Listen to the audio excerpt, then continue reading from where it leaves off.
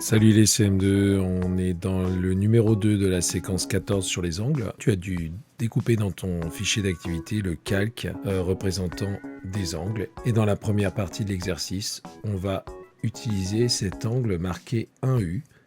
1U, une unité d'angle, ça va être notre unité de mesure des angles. Et on va décider que cet angle-là, il vaut une unité. On va vérifier, comme on nous le demande, que les angles D, E, F valent bien une unité d'angle. Alors pour vérifier ça, on va superposer notre angle sur le tracé.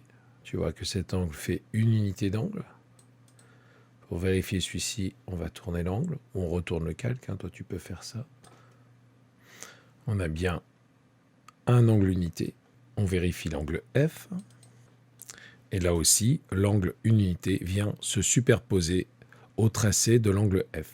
On a donc vérifié que les angles D, E, F sont des angles qui valent chacun une unité. Dans la deuxième partie de l'exercice, on a fait apparaître l'angle U en plusieurs exemplaires dans les angles G et H. Quelles sont les mesures de G et H lorsque l'on prend l'angle U comme unité? On va compter. L'angle G, c'est une unité. Et encore une unité. Et encore une unité. L'angle G, il vaut 3 unités. On mesure l'angle H, et dans l'angle H, notre angle unité, on le voit ici, et encore ici, et encore ici, ici, et ici. L'angle H, il vaut 1, 2, 3, 4, 5 unités.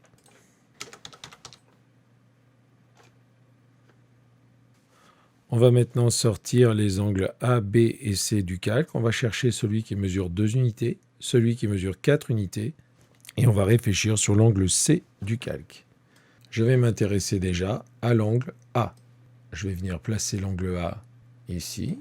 Je le fais pivoter et je m'aperçois que l'angle A, il vaut 1, 2 unités. Voici un angle qui vaut 2 unités. Je vais chercher l'angle B. Je le fais pivoter de manière à le placer sur l'angle H. Voilà. Et je compte une unité, 2 unités, 3 unités, 4 unités. L'angle B vaut 4 unités. Intéressons-nous maintenant à l'angle C. Je vais venir le superposer à ce tracé-là. Et je m'aperçois que l'angle C, il est entre 1, 2, 3, 4 unités et 5 unités.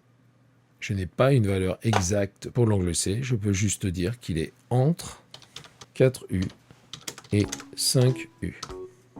L'angle B valait 4 unités, l'angle A valait 2 unités et l'angle C est entre 4 unités et 5 unités.